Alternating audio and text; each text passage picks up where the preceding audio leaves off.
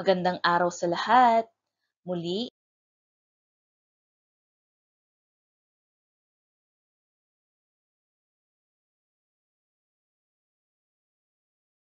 paunawa, ang lahat ng nilalaman ng video na ito ay drill lamang upang makatulong sa mga mag-aaral sa kanilang pagsusulit.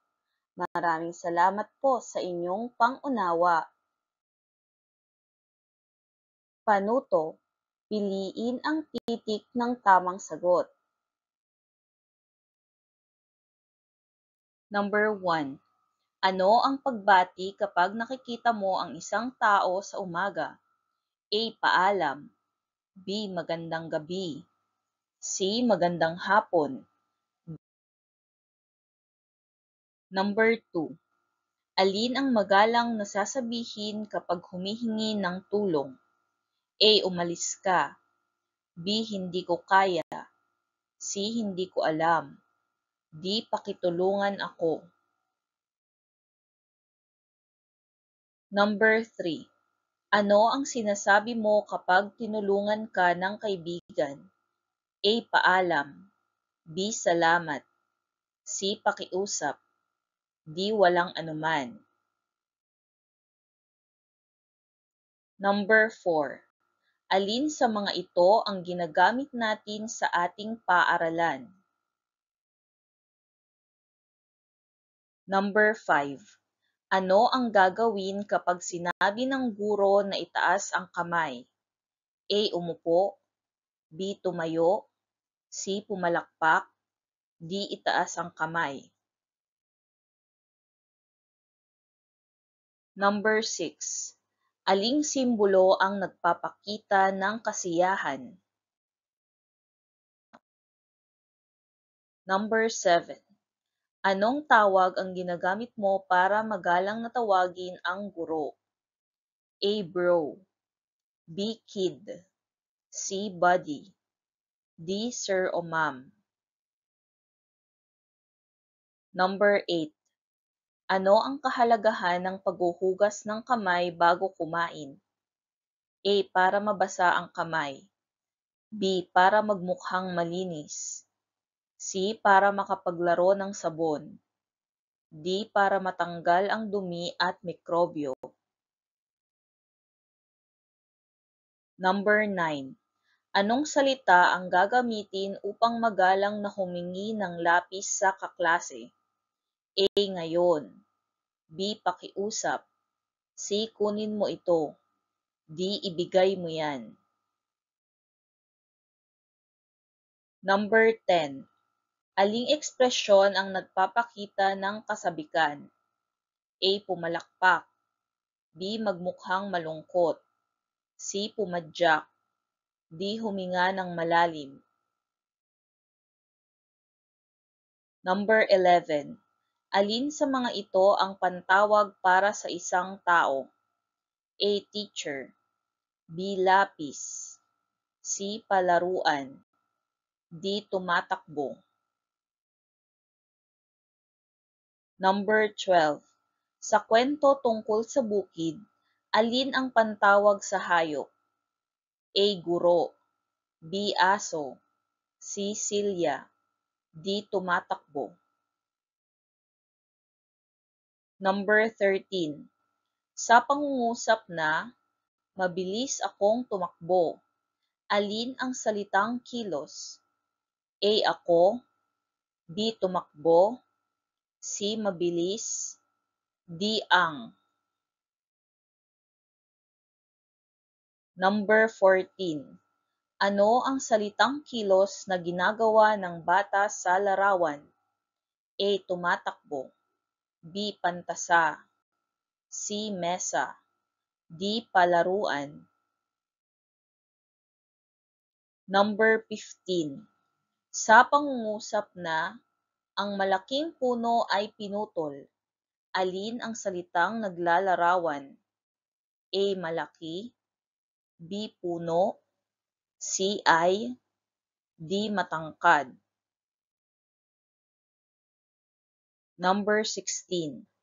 Alin ang tamang salitang naglalarawan sa isang mapagmahal na nanay?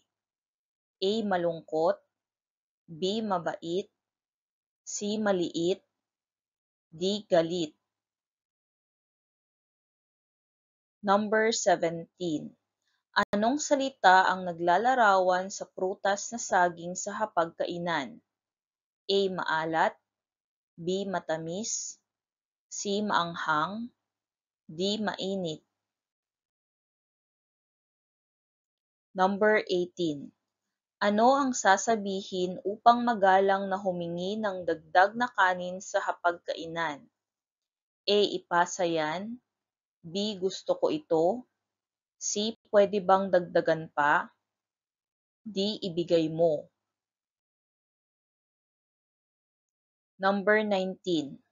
Ano ang dapat gawin upang magpakita ng pagtulong sa oras ng kainan?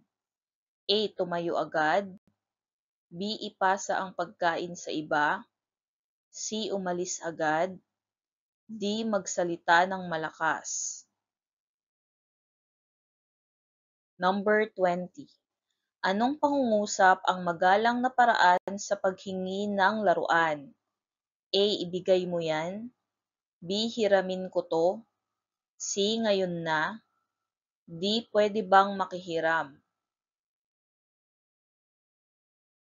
Number 21. Kapag may nagsasalita ng sikreto, kadalasan sila ay nagsasalita ng patlang. A. Mahina ang boses, B. Malakas ang boses, C. Galit na boses, D. Tumatawa. Number 22. Ano ang kahulugan ng panalangin? A. Pagsabi ng pakiusap, B. Pagsabi ng salamat, C. Pakikipag-usap sa Panginoon, D. Pagkukuwento. Number 23. Paano maipapakita ang pagsunod? A. Hindi sumunod sa utos, B. Sumunod sa mga utos ng magulang, C. Makipagtalo sa iba, D. Gawin ang kabaliktaran. Number 24. Ano ang maaaring mangyari kapag hindi ka sumunod sa mga tagubilin? A. Mananatiling ligtas, B. Mananatiling masaya, C. Maaaring mapahamak o malito, D. Palakpakan ng lahat. Number 25. Sino ang dapat sundin sa bahay? A. Alaga, B. Mga laruan, C. Mga magulang, D. Mga kaibigan. Number 26. Kapag ang utos ay sinasabi ng malakas, kadalasan ibig sabihin nito ay patlang. A. Magtanong ng maayos, B. Mahinahon na humiling, C. Mahalaga o may kailangan agad gawin, D. Nagbibiro. Number 27. Kapag hindi ka sumasang-ayon sa isang nakatatanda, ano ang magalang na sagot? A. Wala akong pakialam, B. Naiintindihan ko pero may ibang pananaw ako, C. Mali ka, D. Hindi ako nakikinig. Number 28. Bakit mahalagang magsalita ng malinaw? A. Para maunawaan ka ng iba, B. Para makapagsalita ng mabilis, C. Para lumabas na malakas, D. Para magmukhang galit. Number 29. Ano ang gagawin mo para ipakita na nakikinig ka sa kaibigan? A. Tumingin sa iba, B. Tumawa, C. Tumingin sa mata at tumango, D. Magsalita rin. Number 30. Alin sa mga ito ang nagpapakita ng maayos na pakikipag-usap? A. Putulin ang sinasabi ng iba, B. Sumigaw ng malakas. C. Ngumiti at tumingin sa mata. D. Hindi tumugon.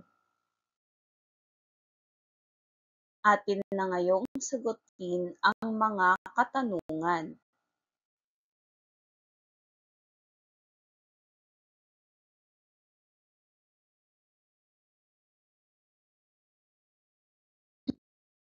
Ang tamang sagot ay letrang D.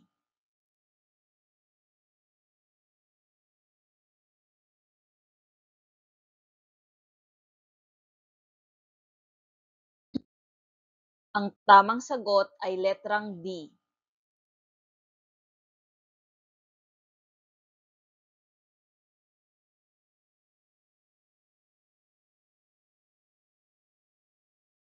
Ang tamang sagot ay letrang B.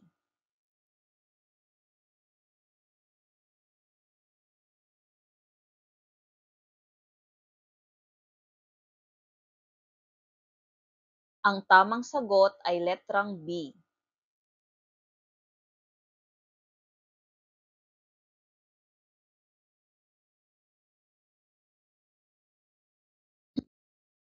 Ang tamang sagot ay letrang D.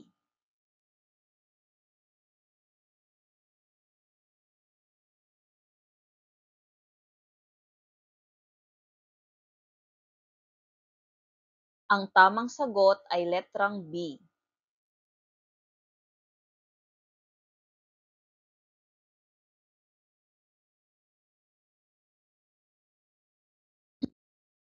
Ang tamang sagot ay letrang D.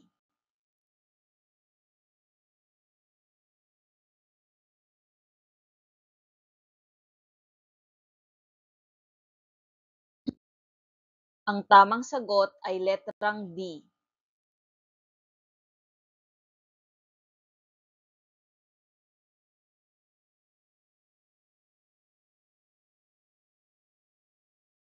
Ang tamang sagot ay letrang B.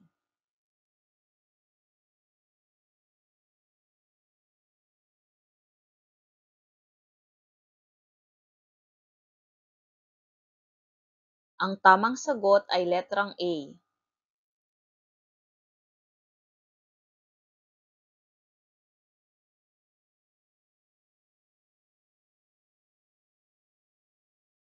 Ang tamang sagot ay letrang A.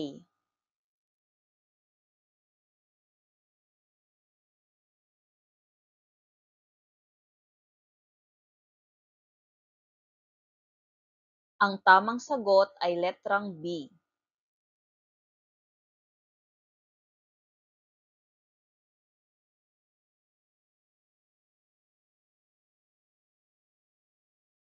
Ang tamang sagot ay letrang B.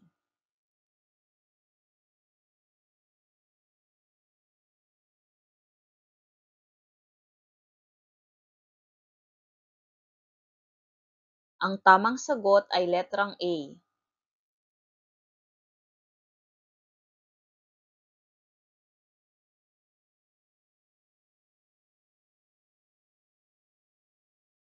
Ang tamang sagot ay letrang A.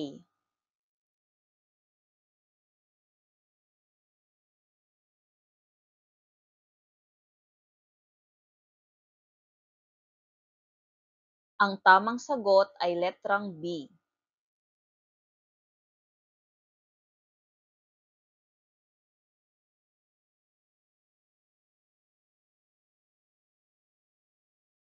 Ang tamang sagot ay letrang B.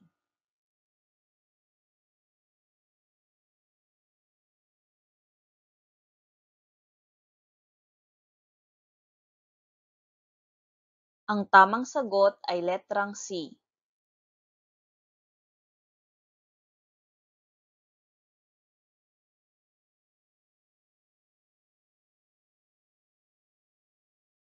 Ang tamang sagot ay letrang B.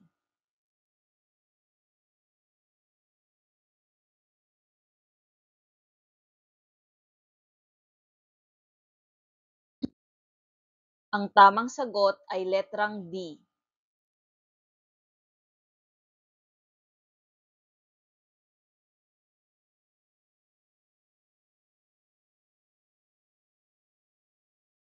Ang tamang sagot ay letrang A.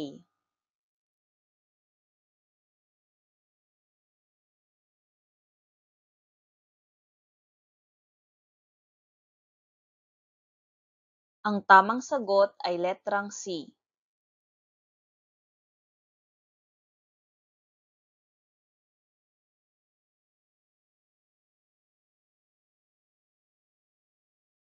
Ang tamang sagot ay letrang B.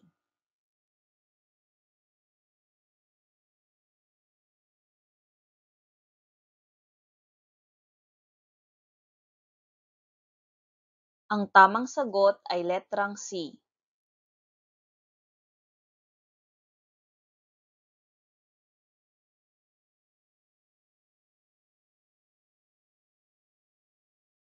Ang tamang sagot ay letrang C.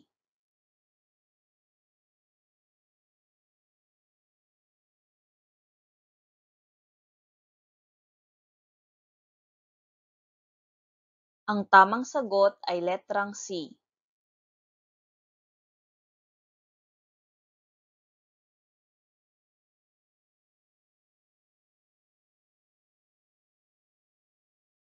Ang tamang sagot ay letrang B.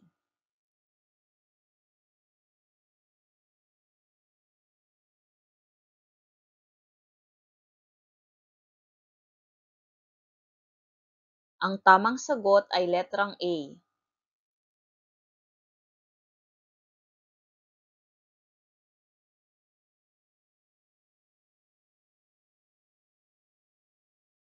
Ang tamang sagot ay letrang C.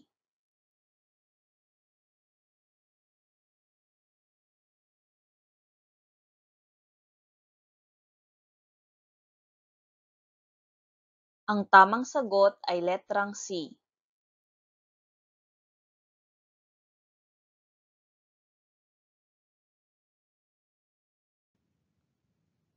Maraming salamat sa panonood. Muli, ako si Teacher JM at please subscribe sa ating YouTube channel. Paki-like, comment, and share na rin. Maraming salamat!